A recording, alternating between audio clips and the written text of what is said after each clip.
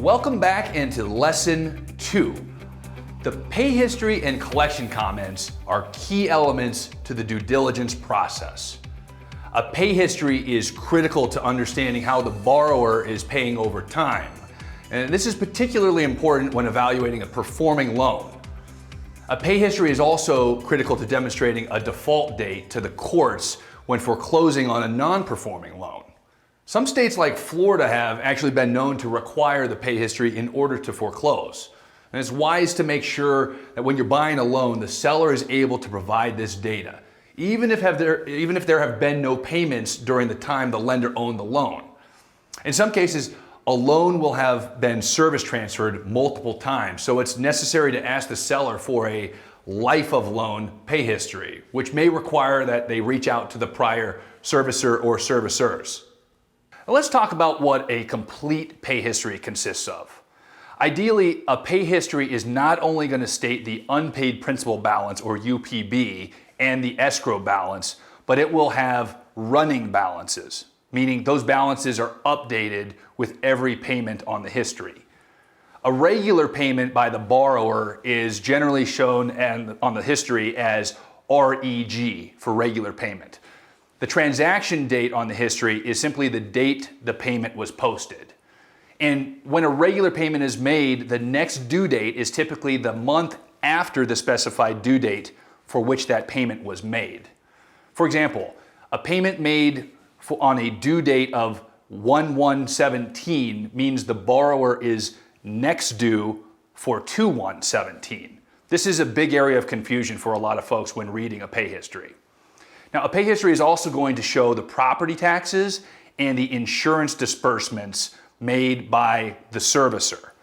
Additionally, any late fees and other loan charges are also included in the pay history. Let's go to an actual pay history to see how this all lays out. So looking at this particular pay history on a loan that we actually bought, what I want to show here is just a few of the payments that were made, and then how you dig through all of the data and kind of make sense of when the borrower paid and whether it was on time and kind of what the updated unpaid principal balance is. And you can see this is just a snapshot in time from April of 2017 to late June 2017. And the borrower over this period of time made 3 payments. They made a payment on, at the bottom, April 17th of 2017 for the due date of April 1st, 2017, meaning their next due date, their next payment due is 5/1.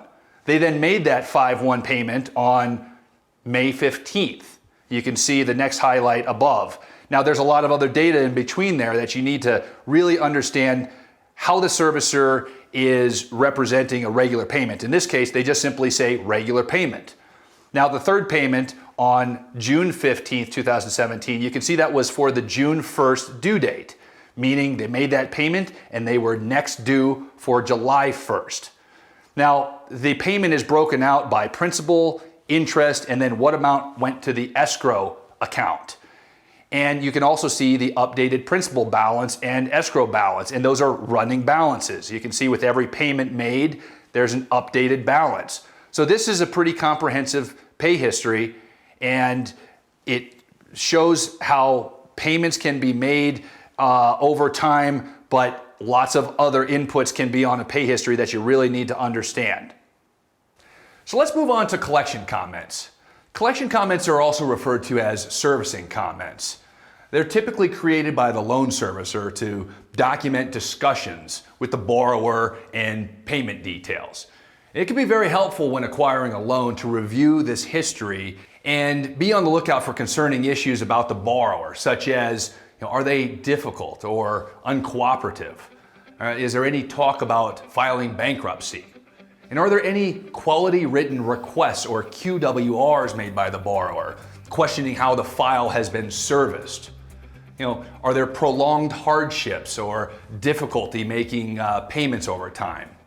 Or There can be also promise to pay details in collection comments, which relates to whether the borrower is in fact doing what they said they do in terms of catching up on payments.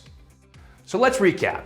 We've learned that a pay history is not only important for understanding cash flow, but can also be a requirement of the foreclosure process.